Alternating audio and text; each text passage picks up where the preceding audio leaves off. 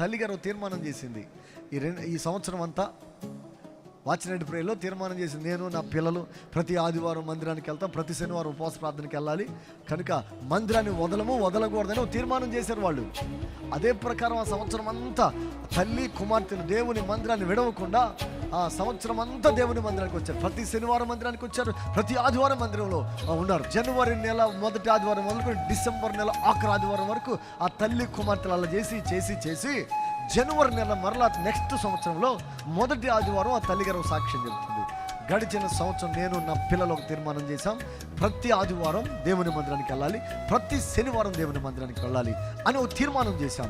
ఆ తీర్మానం చేసి నేను నా పిల్లలు ఎప్పుడు కూడా అశ్రద్ధ చేయాల, అలక్ష్యం ఉంచాల, అలా అనే నేను దేవుని మందిరాన్ని నేను నా పిల్లలు వెంబడించాం. ఈ 365 దినాల్లో నాకు కానీ నా పిల్లలకు కానీ కనీసం చిన్న జ్వరం కానీ, చిన్న జలుబు కానీ, చిన్న తలనొప్పి కానీ, కనీసం కడుపు నొప్పి అని కానీ, లేకపోతే బాలేదులే నీరసంగా ఉందని కానీ, ఇలాంటివి ఏమీ లేవు. దేవుని మందిరంలోకి వెళ్ళటం వల్ల మాకు ఇంత ఆరోగ్యాన్ని, ఆయుష్ని, సమాధానాన్ని, ఎప్పుడు మాకు తొందరపాట్లేదు. నా కూతుళ్ళు నేను అరవటం కానీ, నా కుమార్తెలు కనుక నాకు విరోధమైన పనులు చేయటం కానీ ఈ సంవత్సర కాలంలో ఒక్కటి జరగలేదు.